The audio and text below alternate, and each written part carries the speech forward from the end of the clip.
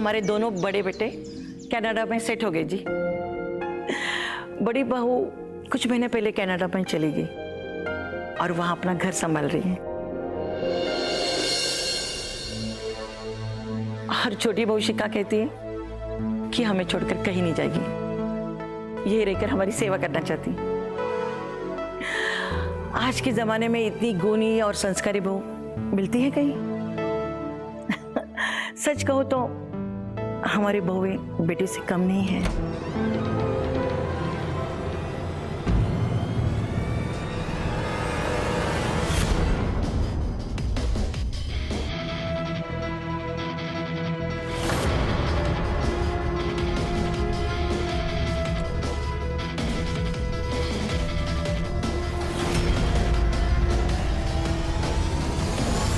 बड़ी बहू, तुम यहाँ अचानक? अच्छा बहन जी, आप चलिए, मैं आपको शाम को मिलती हूँ।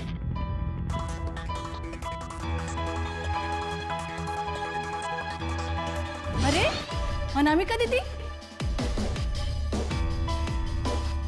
आप यहाँ? मेरा मतलब कनाडा से अचानक कैसे आना हुआ?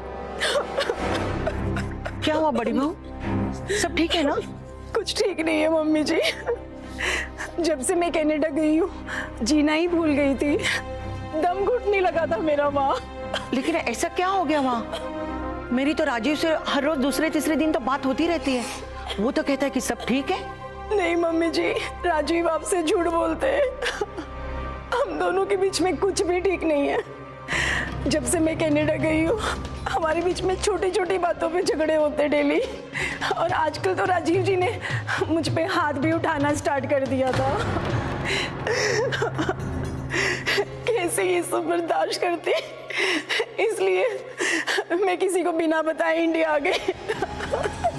मुझे तो विश्वास ही नहीं हो रहा है कि राजीव तुम पर हाथ उठा सकता है। सही कह रही है मम्मी जी, विश्वास तो मुझे भी नहीं हो रहा। राजीव भैया इतने भोले, और ये सब। दुख क्या आप लोगों को, मेरे आंसू, मेरा दर्द झूठा लग रहा है। नहीं दीदी, नहीं नहीं बेटा, ऐसी बात नहीं है, तुम परेशान मत होना, सब ठीक हो जाएगा। लंबे सफर से आई हो, जाके अपने कमरे में आराम करो। आइए दीदी,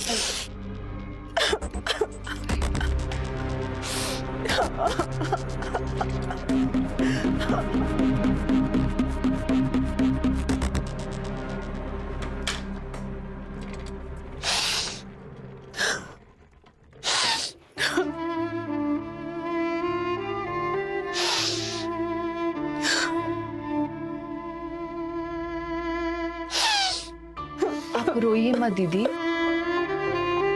वो कहावत सुनी थी कि दूर के ढोल सुहाने होते हैं, और आपके साथ बहुत गलत हुआ दीदी। इन मर्दों का ना कुछ ठीक नहीं होता, सच बताऊं, इसीलिए तो मैंने अपने पति के साथ कनाडा नहीं गई। मैं आपके लिए ना बढ़िया चाय बना के लेके आती हूँ, और आप रोइए मत। शाम को आके बहुत सारी बातें करेंगे, ठीक है? और मुझे मंदिर भी जाना है। चलो बाय। यार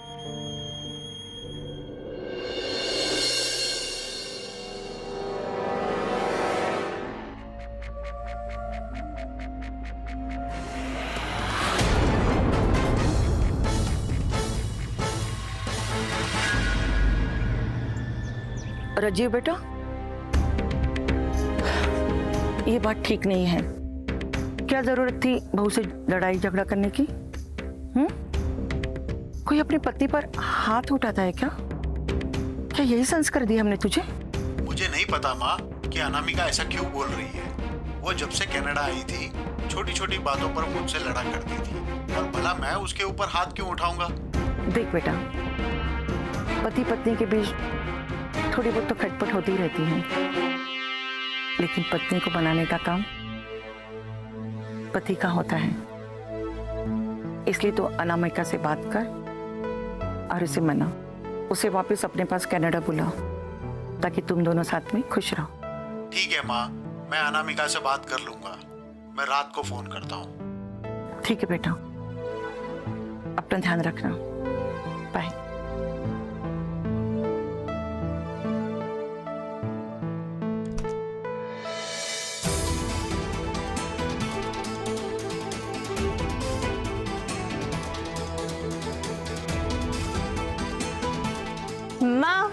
शालू तो आगे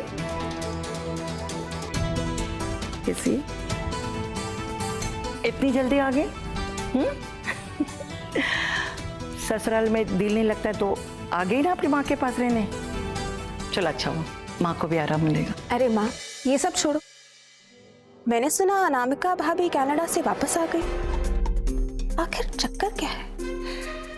कुछ नहीं बेटा, बस पति पत्नी के बीच झगड़ा हो गया तो यहाँ आ गई। कुछ दिन बाद यहाँ रहेगी, अगर मूड अच्छा होगा तो वापस चली जाएगी कनाडा। ये अनामिका भाभी है किधर? कहीं दिखाई नहीं दे रही है। मतलब इतनी दूर से उनकी ननद उनसे मिलने आई है, आवाज सुनते तो मिलने आना चाहिए ना। बेटा वो अपनी कमरे में आराम कर रही है। इतना लंबा सफर करने के बाद थकान तो हो ही जाती है ना। अच्छा, और शिखा भाभी भी कहीं दिखाई नहीं दे रही है। वो मंदिर गई है। मंदिर? वैसे ये रोज रोज बेवक्त मंदिर जाने का क्या चक्कर है माँ? रोज रोज मंदिर जाने के बहाने बनाकर ना बोर हो गई हूँ। सोच रही हूँ कोई नया बहाना बना लूं। अच्छा, एक काम करो, अपनी सास से कहो कि मैं अपने बॉयफ्रेंड से मिलने जा रही हूँ। हाँ, ये सही रहेगा। अच्छा,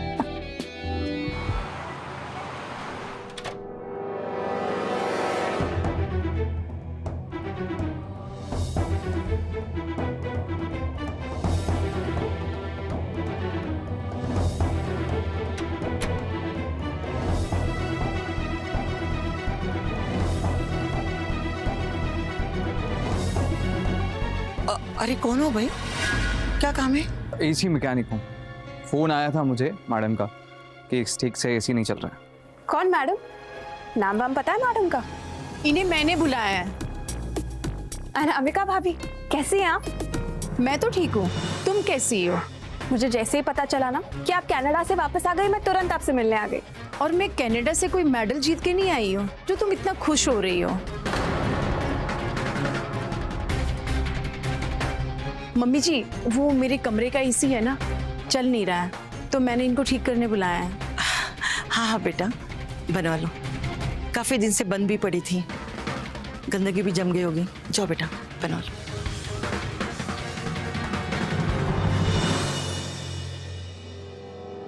इस घर की बहुएं अपनी ननद की इज्जत भी नहीं करती।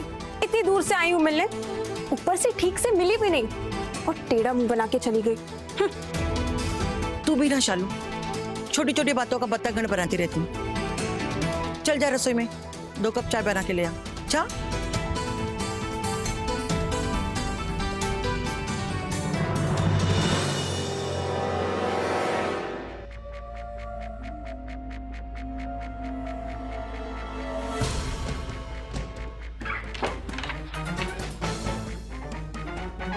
तो कब से बंद पड़ी है मैडम एसी? जब से तुमसे दूर गई हूँ, मेरे दिल का एसी बंद पड़ा है। अच्छा हुआ तुम आ गई, अगर तुम नहीं आती ना मैं चला आता कनाडा। अच्छा जी, और तुम्हें पता है, तुम्हारे पास आने के लिए जानबूझ के अपने पति से झगड़ा करती थी। कितने नाटक करने पड़े मुझे यहाँ आने के लिए। लेकिन मुझे एक चीज समझ में नहीं आई, हम तो बाहर भी मिल सकते थे, तुमने मुझे यहाँ क्यों बुलाया? अगर तुम्हारी सास को ये पता चला कि मैं कोई एसी मैकेनिक नहीं हूँ तो क्या हुआ, पता चल जाने दो, मेरा काम आसान हो जाएगा। और वैसे भी मैं तुम्हें जब से जानती हूँ, जब मेरी शादी नहीं हुई थी, और मुझे ना तुमसे मिलने के लिए ना किसी से डर नहीं लगता। अच्छा, पर तुम ना, अभी ये बातें बंद, सिर्फ प्यार होगा।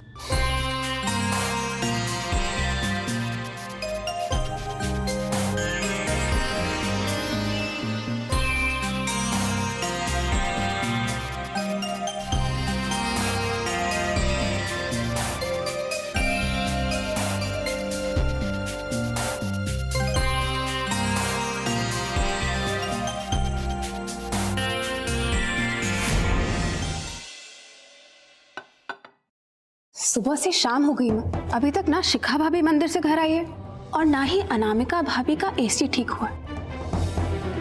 इतना शांत मत बैठो माँ, मुझे तो ना दाल में कुछ काला लग रहा है। चलो अनामिका भाभी के कमरे में जाके देखते हैं क्या हो रहा है। चलो माँ।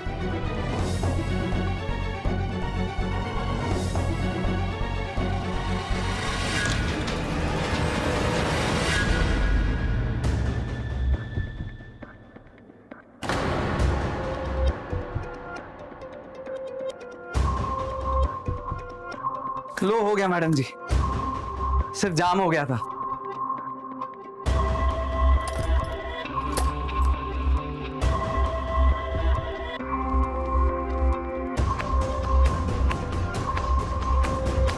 अच्छा मम्मी जी, मैं फ्रेश होके आती हूँ।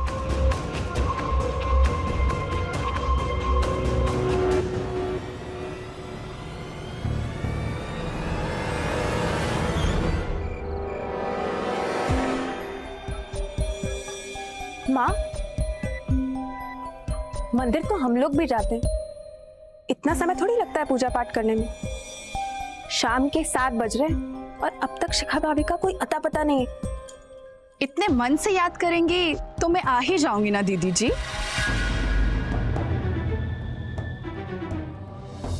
अरे छुट्टी वो, इतना समय लग गया? हम कब से तुम्हारा इंतजार कर रहे थे। वो क्या है ना मम्मी जी, आज मंदिर में बहुत भीड़ थी, ऊपर से कोई गाड़ी भी नहीं मिल रही थी। बहुत मुश्किल से एक ही रिक्शा मिली, उसी से आई हूँ। अच्छा भाभी, आज तो कोई तीज त्योहार भी नहीं है, फिर मंदिर में काहे की भीड़? ये सब बातें ना बाद में करना। छोटी बहू, रसोई में जाके खाना बनाने। अनामिका भी बहुत दूर से आई है, उसे भी भूख लगी होगी। जाओ बेटा। जी मम्मी जी। वैसे शालू दीदी, आपको भी तो अपने ससुराल जाके खाना बनाना होगा ना? मेरी रिक्शा बाहर खड़ी है, आप जाइए, नहीं तो देर हो जाएगी। छोटी बहू ठीक कह रही, तू यहाँ से चली जा। ठीक है।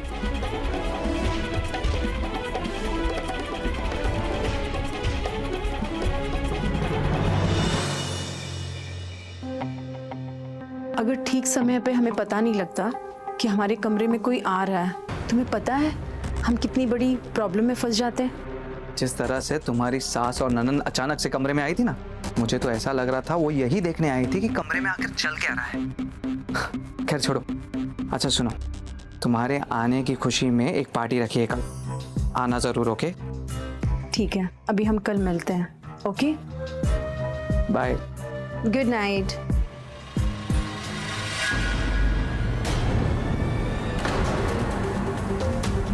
तुम मेरे पीछे खड़ी हो कि तुम क्या सुन रही थी?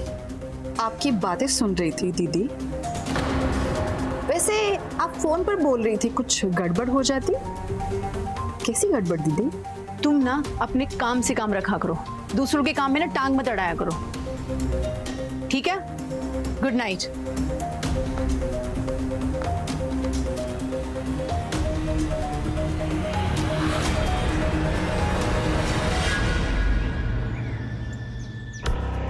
मम्मी, क्या हो रहा है यहाँ? अनामिका भाभी और शिखा भाभी कहीं दिखाई नहीं दे रहे। होंगे कहीं।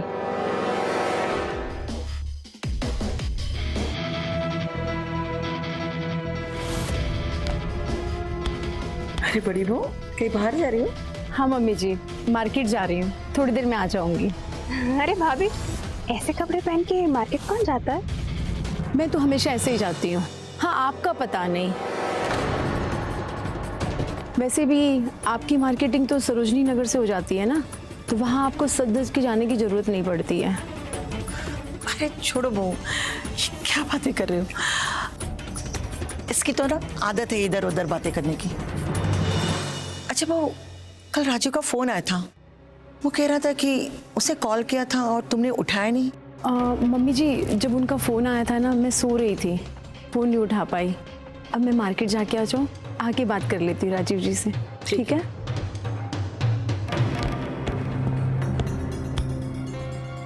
क्या माँ, आप कभी मेरा सपोर्ट नहीं करते हो। और ठीक ही तो कह रही थी मैं, ऐसे कपड़े पहन के मार्केट नहीं, डिस्को जाते हैं थिरकने।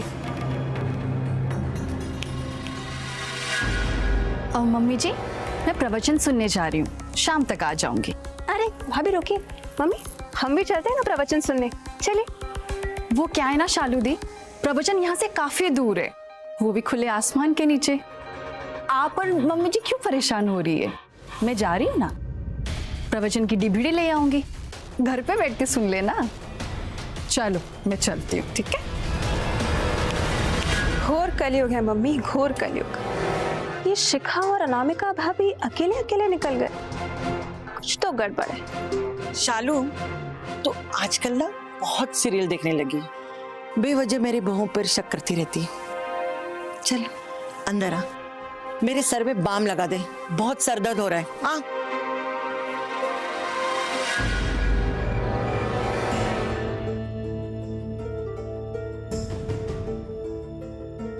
दीदी, मैं ना अपने लिए कुछ ड्रेसेस चूज की थी, जरा देख के बताना कौन से मुझ पे अच्छे लगेंगे।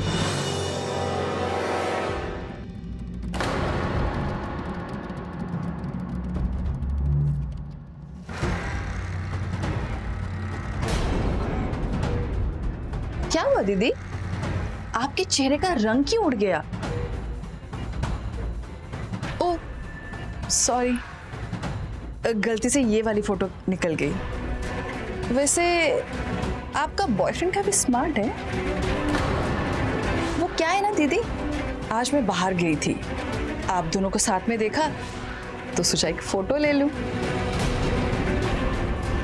डरिए मत दीदी, मैं ये बात किसी से नहीं बताऊंगी, मम्मी जी से भी नहीं।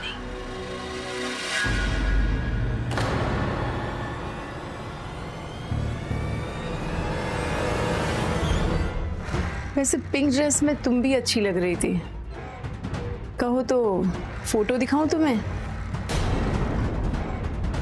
HD क्वालिटी वाली थी, कहो तो मम्मी जी को व्हाट्सएप कर दूं, ताकि मम्मी जी को भी तो पता चले उनकी छोटी बहू पूजा पाठ और प्रवचन सुनने के बहाने क्या गुल खिला रही है। फिर सोचा सबकी अपनी अपनी लाइफ है, ऐश करो। क्यों देरानी जी, सही कहा ना? अरे मैं तो मजाक कर रही थी दीदी, जब हमें एक दूसरे का राज पता चल ही गया है, क्यों ना इस रिश्ते को हम दोस्ती में बदल दें।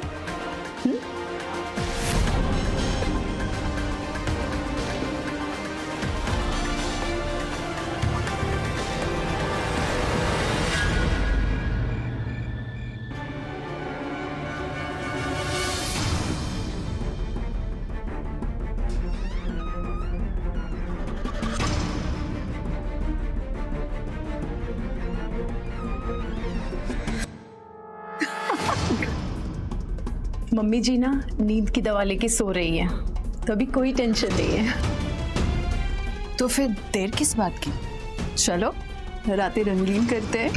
चलो चल।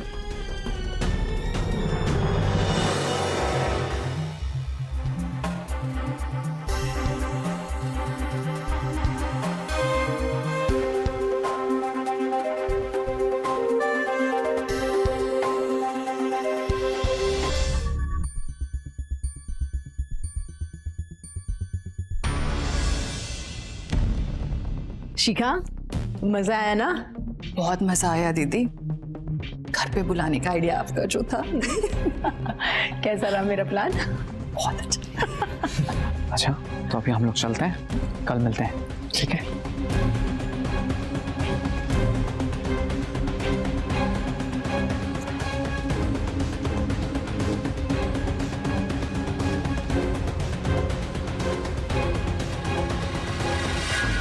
इतनी रात गए, तुम दोनों यहाँ क्या कर रहे हो? मम्मी जी, वो जब से मैं कनाडा से आई हूँ ना, तो मेरे स्टमक में प्रॉब्लम हो रहा है, तो मुझे सारी रात भर नींद नहीं आती है, तो मैं ना शिखा को लेके लॉन में घूमने गई थी, अभी हम लोग आए हैं।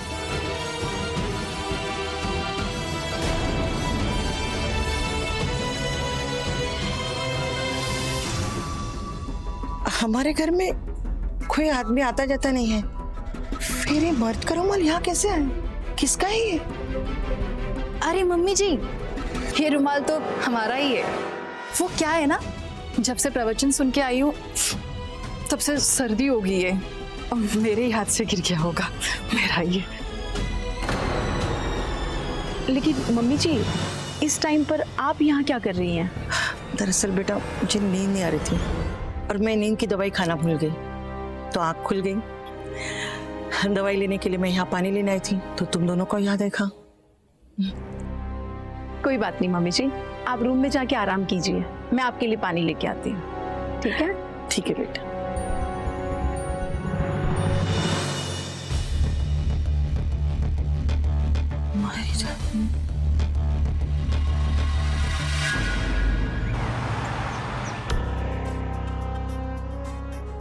मम्मी, गजब हो गया मम्मी, गजब हो गया। क्या हुआ शालू, इतनी भागती हो क्यों आई? सब ठीक है ना? कुछ ठीक नहीं है माँ, कुछ ठीक नहीं है। आपकी वो दो लाडली बहुएं इस खानदान का मुंह काला कर रही हैं। क्या हुआ? आज मैंने शिखा भाभी और अनामिका भाभी को मॉल में दो पराये मर्दों के साथ देखा और वो दोनों उन दोनों से ऐसे चिपक रही थी जैसे कि क्या? जैसे कि उनका चक्कर चल रहा हो माँ, गर्लफ्रेंड बॉयफ्रेंड। माँ, क्या बोल रही है? माँ, मैं जानती हूँ आपको मेरी बात पे भरोसा नहीं होगा, पर आपकी कसम माँ, मैं झूठ नहीं बोल रही।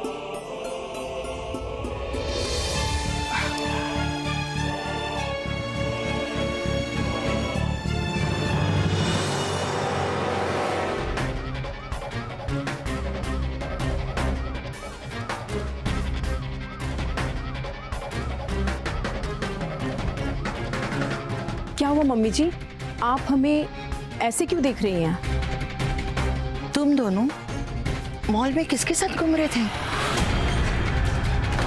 ये आप क्या पूछ रही है मम्मी जी? मैं और अनामिका दीदी तो शॉपिंग करने गए थे और फिर झूठ मत बोलिए शिखा भाभी,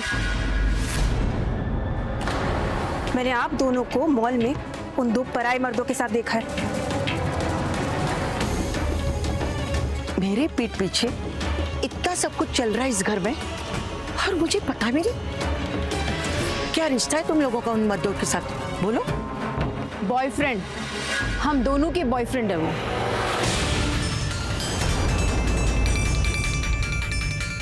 विवेक नाम है उसका, उसको मैं कई सालों से जानती हूँ।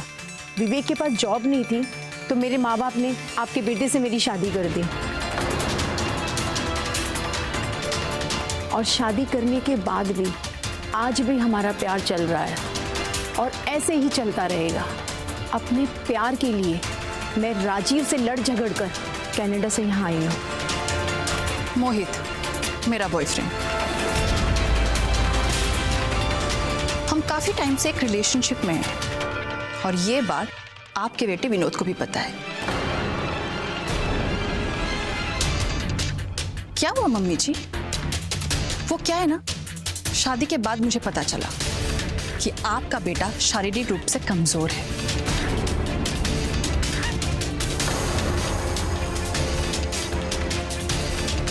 चौंकिए मत मम्मी जी, जब आपके बेटे में इतनी कमी थी तो आपने मेरी उससे शादी करके मेरी जिंदगी क्यों बर्बाद कर दी? वो तो अच्छा हुआ मोहित मेरी जिंदगी में आया। वैसे विनोद का ही दोस्त है वो। जब से मेरी जिंदगी में आया है ना, खुशियों से भर दिया है। और हाँ, ये बात जब आपके बेटे को पता चली ना, वो मुंह छुपाकर यहाँ से कनाडा भाग गया अपने बड़े भाई के पास। देखो, तुम दोनों ना मेरी इस घर की इज्जत हो। अगर तुम लोगों ने ये सब करना नहीं छोड़ा ना तो अच्छा नहीं होगा। भूल देती हो। मम्मी जी, आप ना मेरी बात कान खोल के सुन लीजिए। अगर आपने हम दोनों को रोकने की कोशिश की और हम दोनों के बारे में अगर किसी को भी बताया ना तो हम दोनों ना आपके परिवार को बदनाम कर देंगे और आपके घर की जो ये इज्जत है ना, ये सारी की सारी मिट्टी में मिल जाएगी। समझ गया? और हाँ, आप भी कान खोल कर सुन लीजिए शालू दीदी, अगर आज के बाद आपने जासूसी करने की कोशिश की तो मैं आपके ससुराल में फोन करके बोल दूंगी। कैसे यहाँ पे आप आके अपने ससुराल और पति के बारे में बुराई करती है। हमारा छोड़िए, आपका घर पहले टूट जाएगा।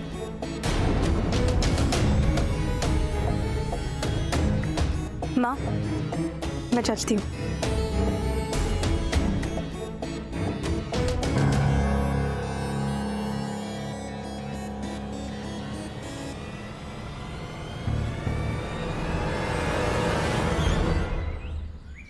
बेटा, जो कुछ भी छोटी बहू और बड़ी बहू ने कहा है, उसके बारे में हमें विनोद और राजू से बात करनी होगी, नहीं तो ये घर टूट जाएगा, हम बर्बाद हो जाएंगे।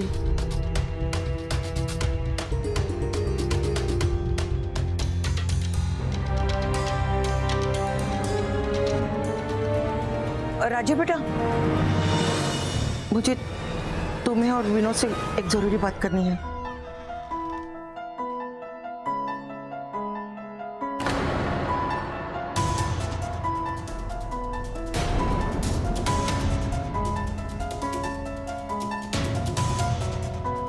बेटा, मैं बाद में बात करती हूँ।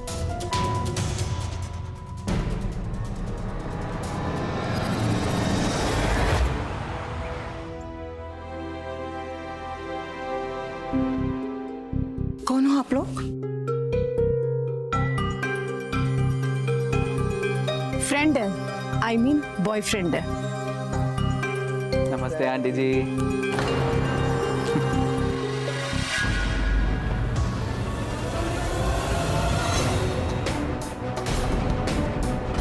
तुम लोगों की यहाँ आने की हिम्मत कैसे हुई? चले जाओ यहाँ से, निकलो, जाओ। शांत हो जाइए मम्मी जी, जब आपको सच्चाई पता चल ही गई है फिर छुप छुप कर क्यों मिलना। अब तो इन दोनों का आना जाना लगा रहेगा। चलिए मम्मी जी, सब लोग साथ में बैठ के खाना खाते हैं। अब हमारी खुशी में आप भी खुश रहिए और अब इसी में आपकी भी भलाई है। देखो, तुम लोग ना ये ठीक नहीं कर रहे हो, ये सब पाप है और ये पाप मैं इस घर में होने नहीं दूंगी, समझी?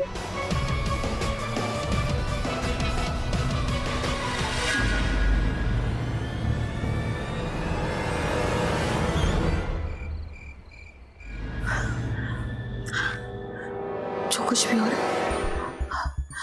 ठीक नहीं हो रहा है, मुझे कुछ करना होगा।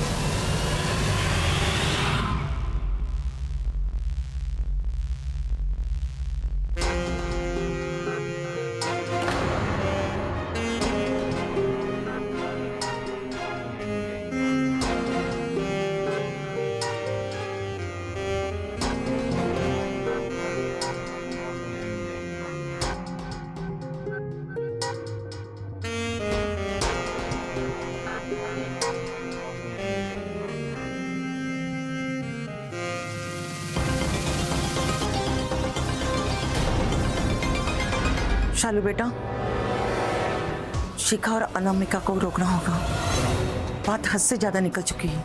अगर इन दोनों के बीच में मैंने कुछ बोला ना माँ, तो ये दोनों चुड़ैलें ना मेरा घर बर्बाद कर देंगी। नहीं बेटा, ऐसी नौबत कभी नहीं आएगी। अच्छा, तो एक काम कर, तू इस समय यहाँ आ सकती है? वो क्या है ना माँ, आजकल ना दिल्ली में बहुत चोरी और डकैती की घटनाएं हो रही हैं, तो इतने दिन के लिए ना घर छोड़ के आना थोड़ा मुश्किल है। और आप भी ना सोने से पहले खिड़की और दरवाजे ठीक से बंद करके सो लो, ठीक है माँ? ठीक है बेटा।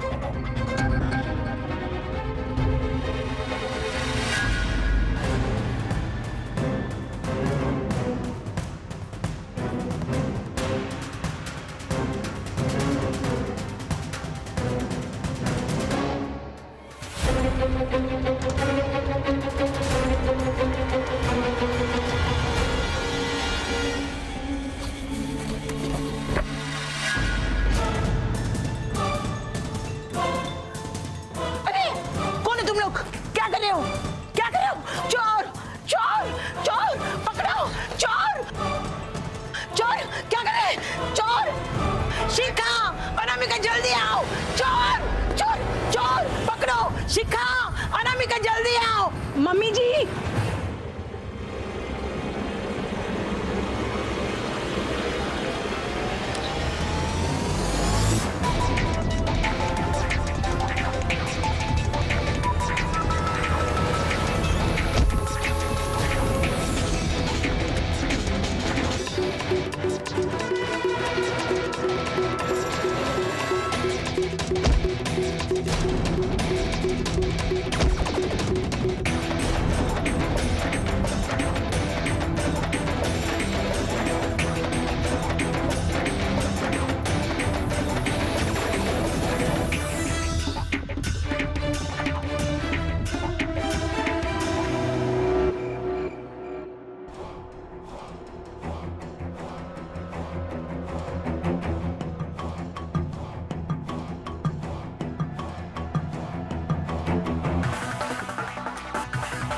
शिखा, शिखा, उठो।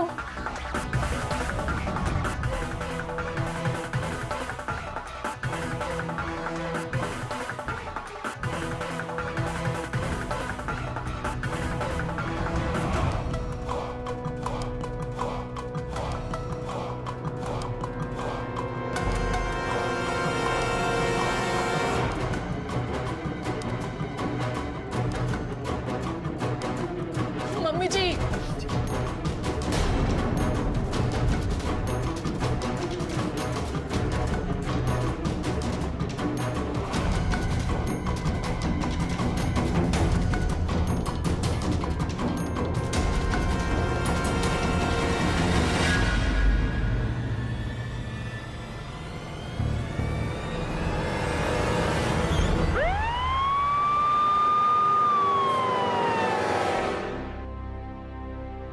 आप बॉडी का पंचनामा करो और जाकर पोस्टमार्टम के लिए भेज दो।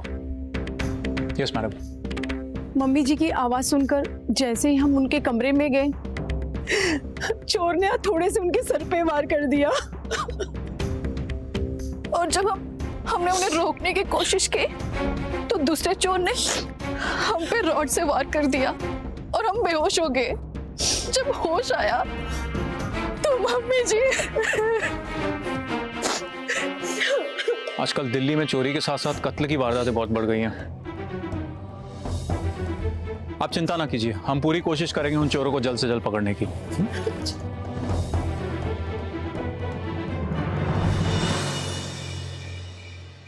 मैंने राजीव और विनोद दोनों को फोन करके सब कुछ बता दिया है। उन्हें इंडिया आने में 3-4 दिन लग जाएंगे।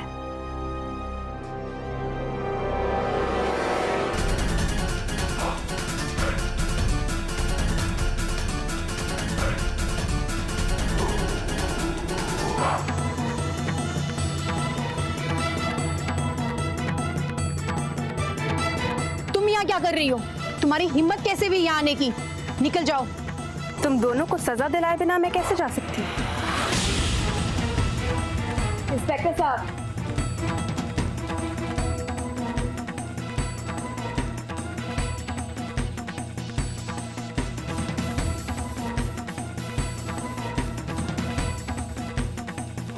इंस्पेक्टर साहब, मेरी माँ की हत्या चोरों ने नहीं, इन दोनों ने मिलकर की है।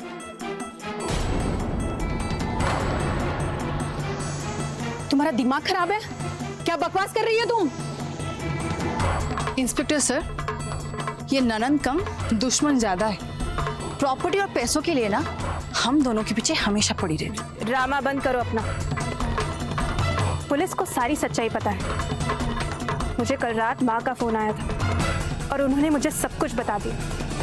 उन्होंने मुझे बताया कि शालू, हमारे हाथ में एक ऐसा सबूत आया है, अब अनामिका और शिखा की अय्याशियां खत्म हो जाएगी और उन दोनों को घर से निकालने से कोई नहीं रोक सकता है।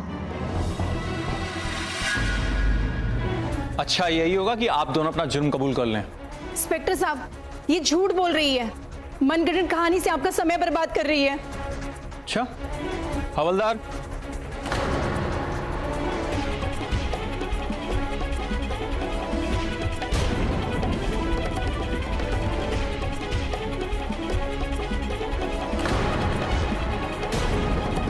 शालू जी के बयान के आधार पर हमने आपकी कॉल डिटेल्स खंगाली और हम इन तक पहुंचे। ये दोनों तो अपना जुर्म कबूल कर चुके हैं, बेहतरी इसी में कि आप भी अपना जुर्म कबूल कर लें, वरना पुलिस स्टेशन जाकर मौका नहीं मिलेगा। मम्मी जी ने कल रात को बताया कि उनको कोई सबूत मिल गया। अब बेकार में मम्मी जी इतनी मेहनत कर रही हैं, आप हम दोनों को नहीं रोक पाएंगी। जितना हंसना है ना, हंस लो तुम दोनों, पर एक बात याद रखो, ऐसा सबूत हाथ लगाए कि तुम दोनों का बचना भी मुश्किल हो जाएगा। कल मैं पुलिस में जाऊंगी और तुम दोनों के खिलाफ केस दर्ज करूंगी और तुम दोनों को मेरे बेटे की जिंदगी से और मेरे घर से हमेशा के लिए दूर करूंगी। बस मुझे कल सुबह का इंतजार है।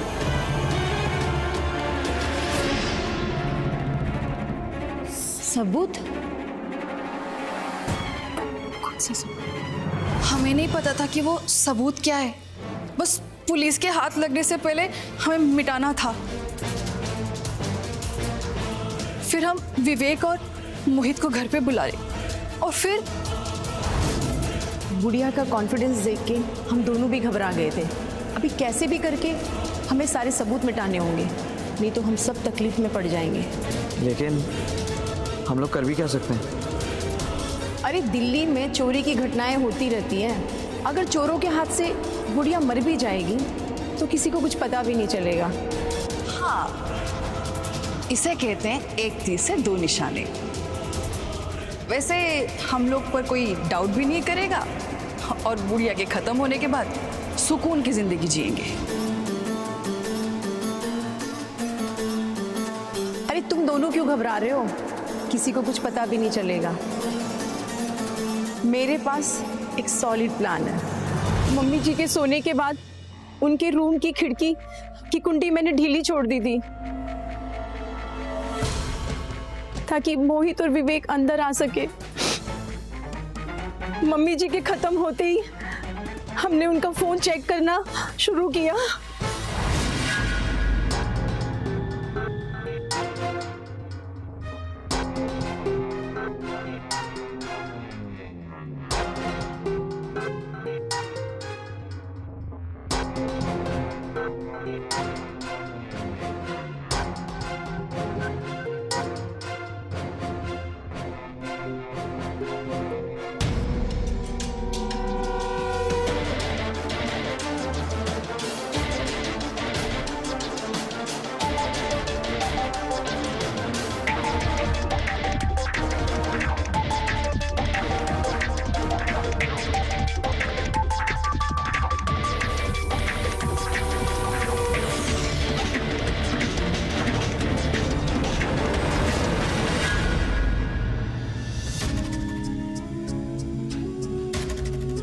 अरेस्ट है, ले चलो इन्हें।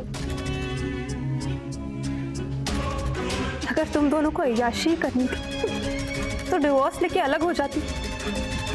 कम से कम मेरी माँ तो सुनता। ले चलो।